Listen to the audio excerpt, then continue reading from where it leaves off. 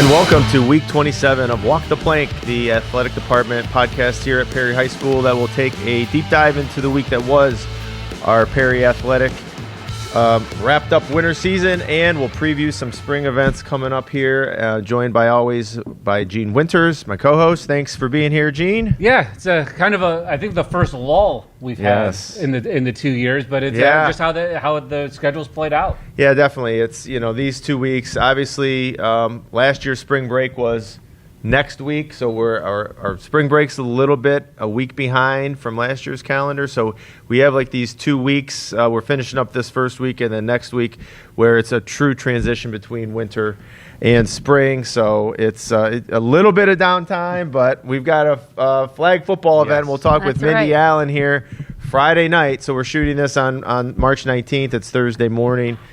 So not much of a lull. We'll get a little break. So we'll talk some flag football with Mindy and some middle school sports here later on, but we can wrap up some winter stuff here before we get into that, crazy spring season. Yeah, and that's the part of it, with wrestling and all the state championships, the state representatives that you had to go down last week. An exciting trip, and we had the kids on last week, and how excited they and the coaches were for that experience last weekend. Yeah, and congratulations. We ended up sending 8 kids down to Columbus last weekend, 2 alternates, 4 boys, made the tournament without being an alternate, 2 girls.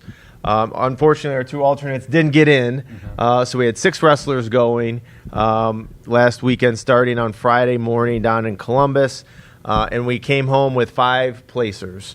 So, just a tremendous weekend. Antonius Bertone finished his career out. Unfortunately, we knew the first match was going to be the key for him, and it was a tied match late. And, Antonius has won matches in the last 10 or 15 seconds a lot, and he's lost some.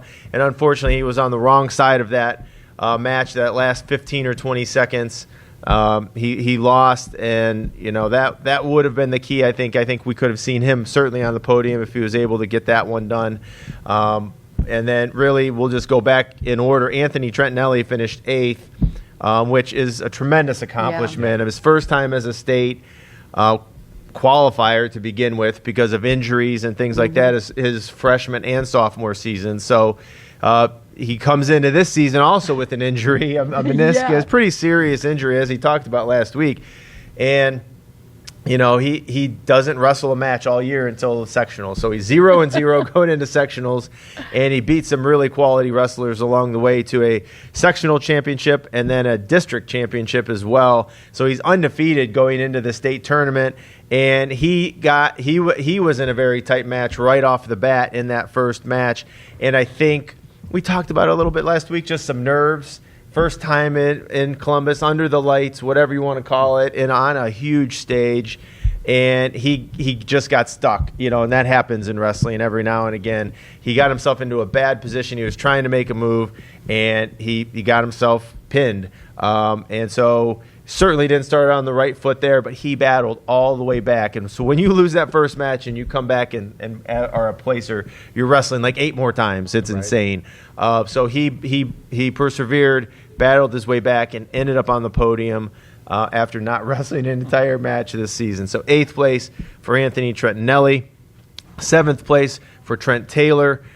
He had a roller coaster of a tournament. He wins his first one. He's into the next round, and same thing. He ends up losing a match, and then now you're wrestling back, and again you're just wrestling a lot more matches than your ultimate state champion only wrestles 4 times. And when you lose a match, you're wrestling a lot. So Trent battled back, and he got a pin. It was so fast I didn't get it on film in his last match. And he pinned a kid, and so he wins his last match, finishes 7th in the state, 2-time state placer. Trent Taylor, great wrestling career. I know he's ready to start baseball. He was talking about that with me on Sunday, how he's going to start baseball on Wednesday, and I know he's gonna have a great season for us on the diamond as well. And then both of our girls finished 5th, both Abby and Gigi, so they had almost identical runs through the tournament. They're back-to-back weight classes. There are a couple of times they were wrestling on the mat at the same time, so we're trying to film both, and or they're back-to-back matches. But yeah, both finished 5th. And talking to Coach Dominish, like, neither girl were projected to do that. So girls wrestling is taking off. Both finished, as state placers last year. Gigi was 3rd, and Abby was 7th.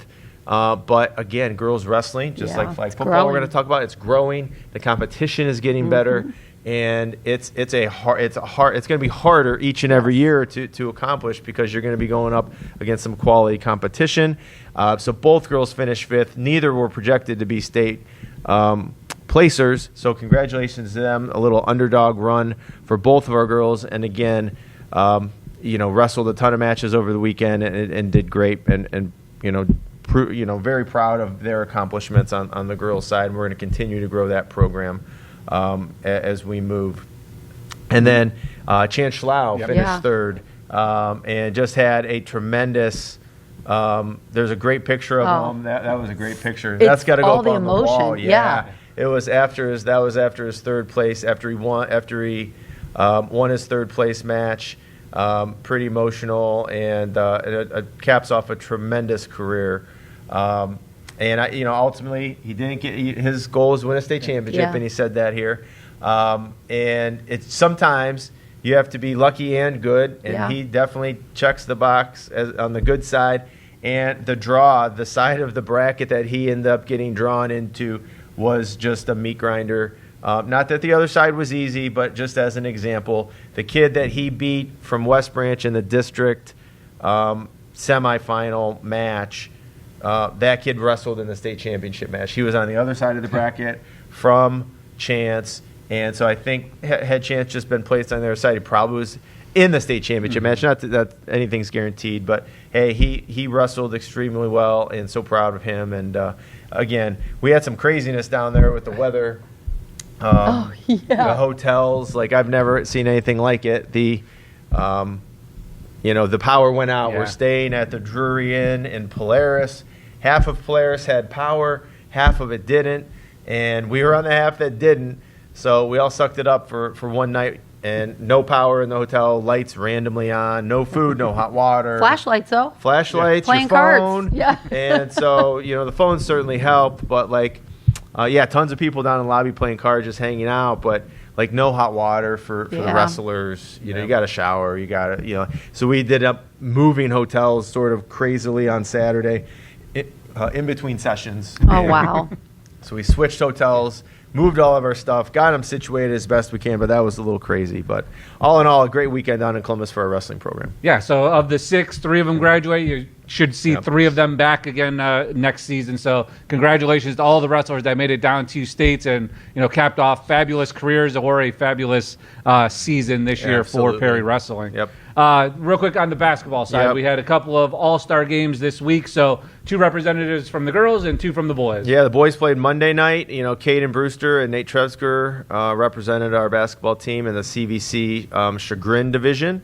And I think we came out victorious, right, Mindy? 126-108. A lot of defense in that game.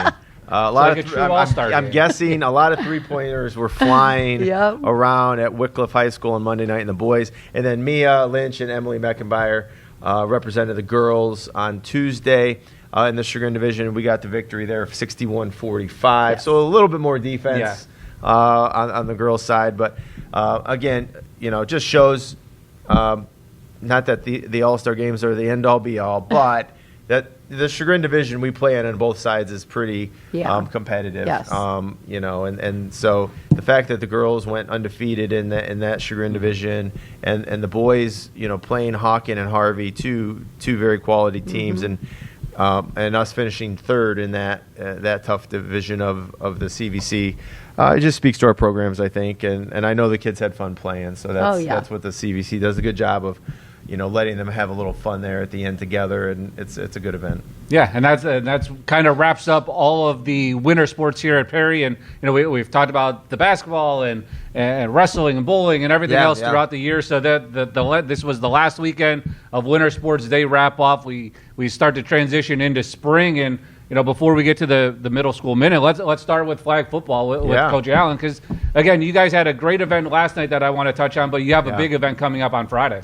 Yeah, so Friday is our season opener, and this year, because flag football is growing, just like we talked about, girls wrestling is just really booming. So we're expecting a lot more competition this year, but we have 121 teams, so we have 11 divisions of 10 in our region. So like we're going to be playing, like Edgewood, Madison, Menor, Lake Catholic, Kirtland, Berkshire, Conneaut, Pontotoc Valley.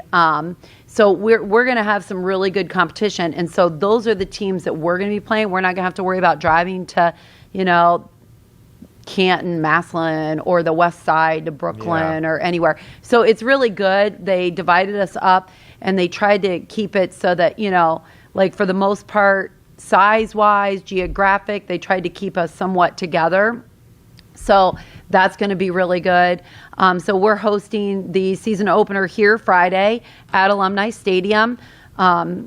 We start games at 6 o'clock. We have varsity games at 6 o'clock, 7 o'clock, 8 o'clock, and then there's going to be one JV game.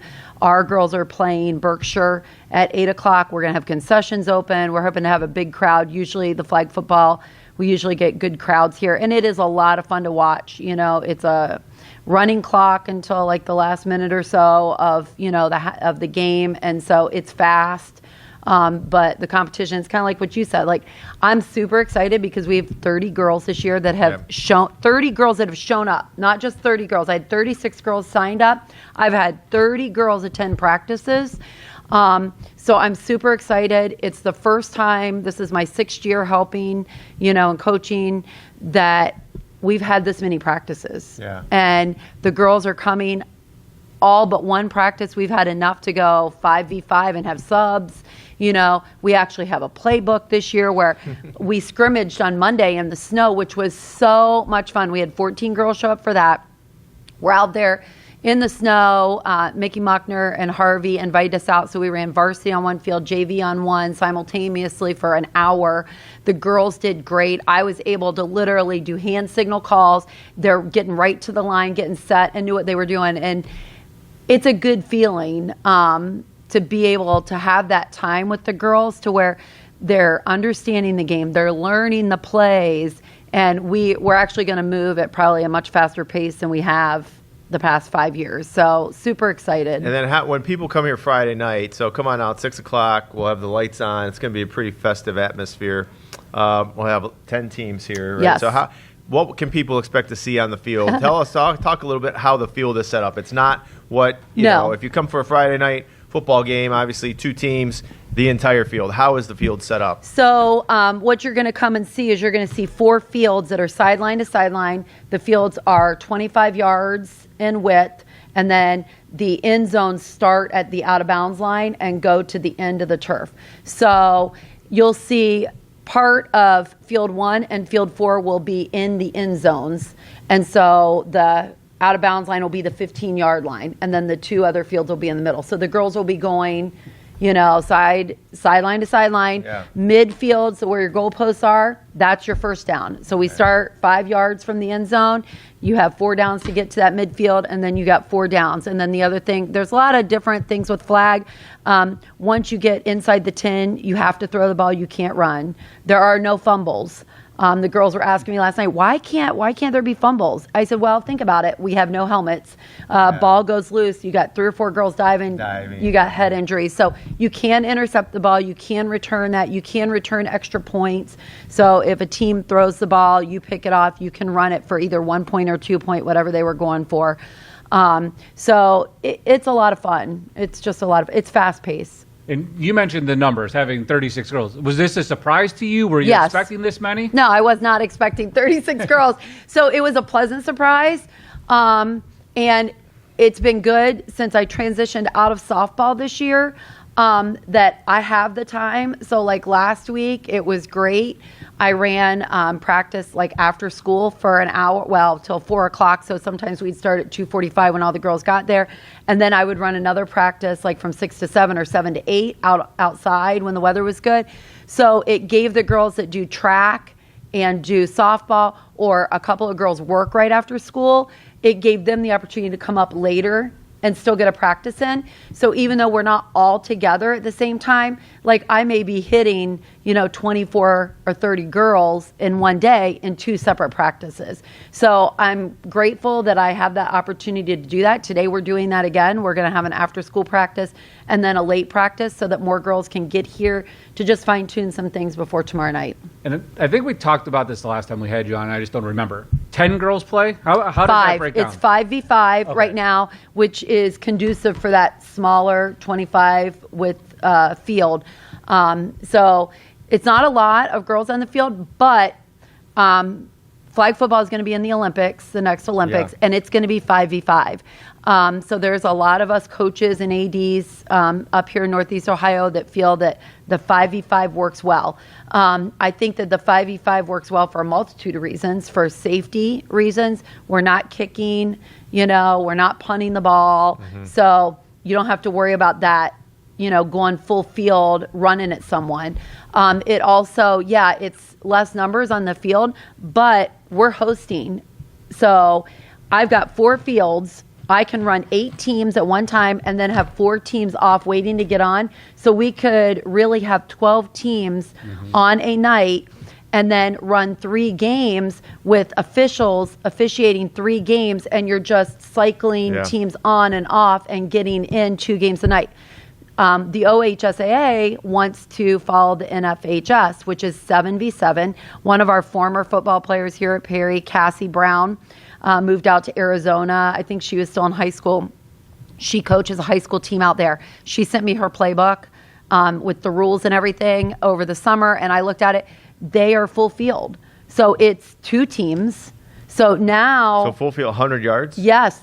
And they kick off, they punt, they onside kick, they kick, field goals. They kick out. So they do all that with no helmets, with 7-on-7. So it changes the game. Oh, yeah, pretty dramatically. So honestly, from a financial standpoint, for a growing sport, I think the energy when you have, 8 to 12 schools coming to a stadium, I just think, the 5v5 is just so much better.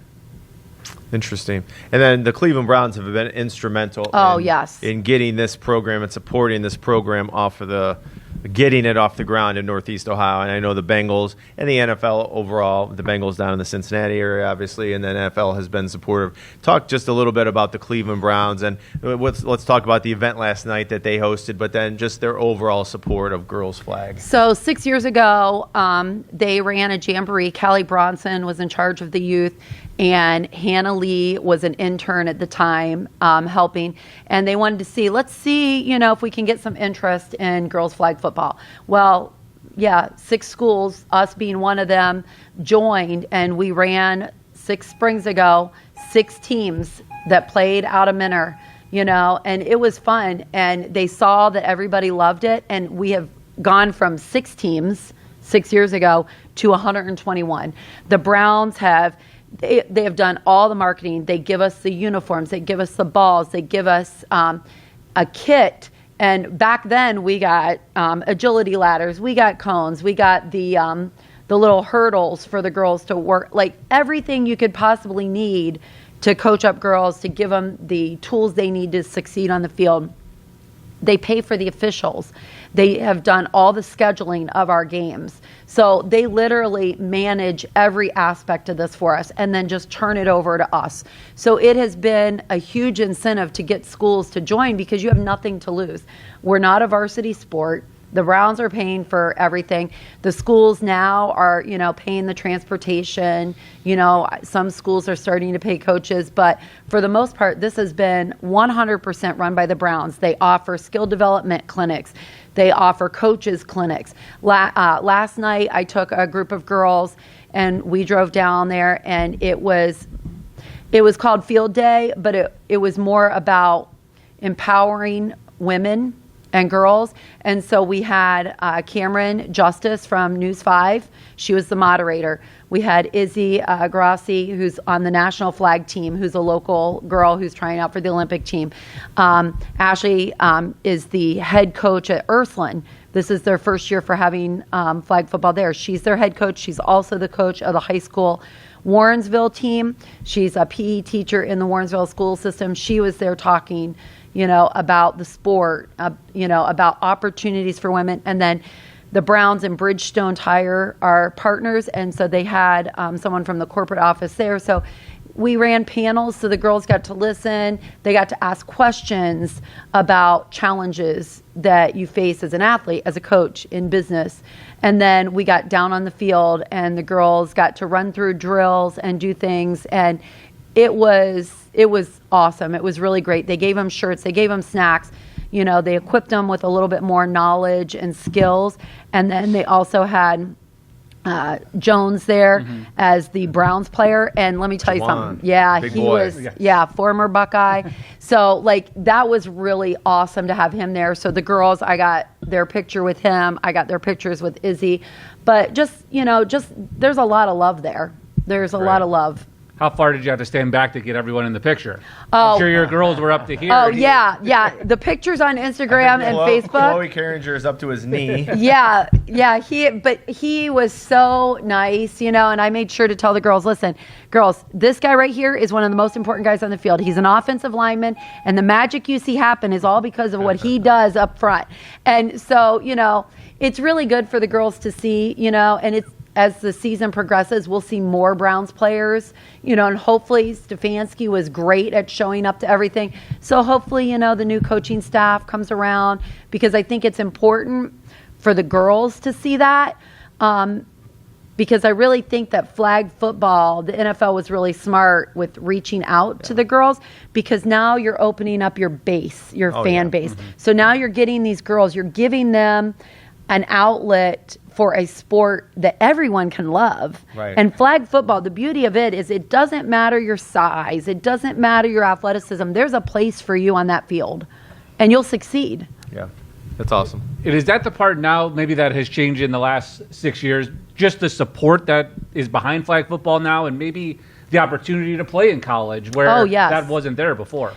And not just in college, but now that it's an Olympic sport. So now, we talked last night, when I was growing up, people my age and even younger, where could you go with football as a female? There wasn't even opportunities. And now, you've got all these women, and you've got the NFL who's shattering that glass ceiling. And so now the girls can go, and we've had area girls get college scholarships, and they're going on to that next level to play flag football. But you don't have to stop there. Izzy said she played college basketball, and when she was done, she's like, okay, now what? And then flag football emerged. So she talked about her journey to get where she's at, setting those goals, that discipline, that internal competitive drive to go to that next level, to dream big. Yeah, that's awesome. Well, certainly best of luck to you here Friday night as we kick off the season. Again, come on out, 6 p.m. Lights will be on. It'll be like a Friday night. Yeah, concessions and everything. Hopefully the weather hangs in there with us for Friday night. I think it's going to. So. Yeah. I mean, it was beautiful coming in here today, finally. So after a blizzard. But real quick, you were talking about our division up in this area. I mean, you're going to have to go through South, Edgewood. Yeah. How does this fortunately, division... we don't have to go through South. South's in a different division. Okay. So, but Edgewood is a very good team. Edgewood went to the state finals last year. Yeah, so they're very good, and their head football coach coaches them, so they're very well coached. So for me, I'm super excited because I have 30 girls. I'm super excited because we have more speed on the team, and everybody knows speed kills. I'll put those girls out and just let them run, and there's not going to be a lot of teams that are going to be able to match our speed. That's exciting, but like TJ was saying with wrestling, the more it grows, the more competitive it gets. Yeah. So the girls are going to have fun, and I'm going to make sure they're having fun. I'm going to remind them they're here to have fun. But for me as a coach, I'm having fun right now, but it's going to get more stressful because it's going to come down to my play calls and, and making sure I'm seeing what the weaknesses are on the other side so that we can attack that. So it's going to be a whole lot more pressure for me to try to coach those girls to get them to that final goal. Awesome. Well, they're in good hands, so I know you'll make the right calls, and they will have fun. At the end of the day, bottom line is they will have a good experience and in a sport that is continuing to grow. And I'm excited to see where it goes from here, and it's only going to go up. That's for sure. So, talk to us a little bit about middle school sports. We'll transition over to that. Not a ton of sports. We've got tennis and we've got track. Yeah. But let's talk a little bit about where we're at with that. And it's a sprint of a season. It Literally, sure is. We come back from spring break. I think our first day back is Tuesday, April 7th. Yep. And we've got 30 days to get all of this stuff in, pretty much. Yeah. So. Fortunately, track, because a lot of the kids don't necessarily go out of town for spring break, so we are doing an early track meet at Minner on the 31st, so they're going to open up their season on the 31st, which is great. They'll take the athletes they have, and those kids will get the opportunity to go out and start competing right away. And some of those kids, because we had the club middle school indoor this year, and it didn't quite pan out with Spire to have those indoor meets. They didn't get enough teams, but we were able to host one meet here, so those kids, they got a little bit of a jump start on their training, so they're super excited to get outside, and they've had a couple of opportunities to get out with weather, but they make it work inside. So we've got Andrew now leading that charge there. She's been helping us at the middle school for a long time. And Coach Sarvis came back. We knew he'd be back. Yeah. He's been here forever with running and helping with track, so we're super excited to add him back into our coaching staff. It's at the middle school level, but he's great, dedicated, has a wealth of knowledge that these kids are going to be able to grow from. And then we have Josh Petroselli coming back to help again this year. And then we're adding Jimmy Thomas, which I say is huge because Jimmy got to help with wrestling with his dad. And now he's going to be our middle school throwing coach with his dad at the high school. So, it's kind of special, when you've got a graduate that comes back, and then not only do they get to come back and coach at, where they graduate from, but he's coaching with his dad. Yeah. So that's special. So we're looking for a lot of good things. We've got some fast kids. We've got some good, field event kids coming back that went last year. So looking forward to a lot of success there. And then tennis, we have Craig Austin and Mike Moster again. And I stopped down in the gym yesterday, and the weather is cruddy, and we are just so fortunate to have the facilities that we have. That I walk down to the middle school, and track is in the cafeteria, and they're using the hallways. And tennis, they've got pickleball nets in there from gym class that they can use. Well, they set chairs up across mid-court, and they're just working on volleying the ball back and forth, with the kids they have. And, and this spring is going to be a little challenging for track and tennis, too, because middle school was late in getting a musical director. And so usually the musical is over by the time our spring sports is starting. Well, unfortunately, the musical is just getting underway. And that musical performance isn't going to be until I think it's the 15th or 16th of May. So now our kids who are spring sport athletes now are having to juggle their spring sports and the musical production. But you know what? We're going to do the best we can, and everybody's going to have a great time. Adjust and adapt. That's right. We always do. Yes. All right. Well, that's great, Mindy. Thank you very much for that update. And, we've got a couple of big track meets middle school-wise. We host the CVC meet on April 27th. And then we've started, is this year 3 for the Perry Middle School relays? Well, they used to do the junior relays. It would be the third year, I think, if it was an invitational, but we went back to the junior relays. So they've been doing it for a while. Yeah, so our third year of having a middle school event. We have Perry relays on April 18th. And then we host the middle school relays on May 5th. So it should be, hopefully the weather cooperates. That's always the thing. We're supposed to have Frank on today. I'm going to call Frank out a little bit. Frank Roposh is our head custodian at the Pirate Athletic Center, and he has double duty, I like to say, because he also has to take care of all of the fields outside for us. And we tried to coerce him to come on today. He's a little shy. He's like DeJuan Jones. Yeah, exactly. A little shy. Yeah. I'm sure he would have opened up here once we got him, but he does a tremendous job, and he's literally a one-man crew when it comes to that stuff. He'll randomly get some help from time to time, but he's taking care of 4 fields. Some days we have games on all 4 fields. Yeah. Frank does not like those days. Yeah. And trying to set the track up, make sure things are cleaned up there. Yeah, we got a track meet, so we've got to line the discus, we've got to line the shot put, and open. We were moving pits today, long jump pits. So there's always something, and he is really one of our unsung heroes. You're never going to see him. I find it funny. He watches a lot of the games at home. So his shift is 7 a.m. to 3:30 p.m. But then I get text from him, and he's making fun of me. I see you standing on the wall. Watching the girls' basketball game. So he watches a lot of the events live stream. He just doesn't necessarily come.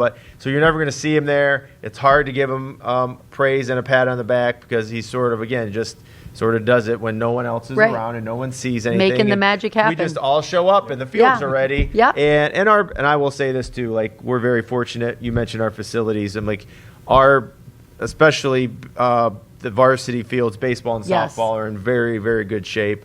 And they're well taken care of. Our coaches do a great job of taking care. So we'll give the assist for sure to our softball and baseball coaches because they put a lot of time and effort in there. And that's one of the few sports. Wrestling is another one where there's a lot of behind the scenes work.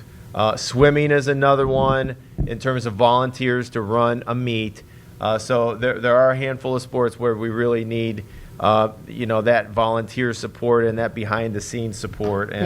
But Frank, he sort of makes it all run. So shout out to Frank. We wanted to try to get him on here to give him some praise and ask him some questions and poke fun at him because he's a Steelers fan. But I guess we won't get that chance. We still have a month to work on him. Yeah. We could get him on here. Maybe. Yeah. We just go to him. We could. There you go. We could just bring a portable mic out to the field, and he'll be out there today. The snow is melting. We've got some stuff this weekend out there that hopefully we can get in. So he'll be out there chugging away, getting the fields ready. Yeah. Well, that's the part. I mean, that's softball starts next week. They start on the road, but I think they're here on Thursday of next week. So as you mentioned, the spring sports season is now in full effect, and track's going to be outside, and softball's been outside, and baseball's going to be outside. It's that perfect time of year now to get things going and hope that the rain holds out. It does, and we always say if we can get to spring break, we'll be okay. I was working with coaches today on, tomorrow is about a 50% chance of rain, so we've got teams that want to use the field house after school. We're going to try to split things up the best we can and get everybody taken care of, but from mid-February to spring break, early April, it is a grind, and the coaches work really well together, so that's the good thing. But every now and again, we've got conflicts, and we try to get everybody outside as best we can. But then when we come back for spring break, I'm like, there's no more inside. We're going outside. Obviously, it's a downpour. We have to come in, but I know there will be some 35, 40-degree days in April where we're probably playing a match or a game or a meet or whatever, and we're like, why are we doing this? But we got, like we said earlier, it's about we got about a month, maybe 40 days to get everything accomplished and get everything in because graduation is here before we know it. Oh my gosh! It's like May 17th this year, so it's going to be early. here quick. Yeah, and then that's why I always think back to last year's Madison softball game where it started where it was like 50. And then all of a sudden a little rain, then sleet, and then we ended in snow all within 2 hours. Yeah, it's crazy. That's Ohio for you. Northeast Ohio, I guess. And but it's an exciting time, and we're ready to go. Our team's been working hard, so we'll update. We'll have one more show next week before our spring break. So we'll have week 28, sometime probably middle of next week. Then we will be off for a week, and we'll come back that first full week of April after Easter, and we'll be back. And by that point, we'll have some updates on spring sports and some, updates on records, and we'll see how flag's doing and tennis and then track, everything. So we're ready to go. Until week 28 next week, go Pirates.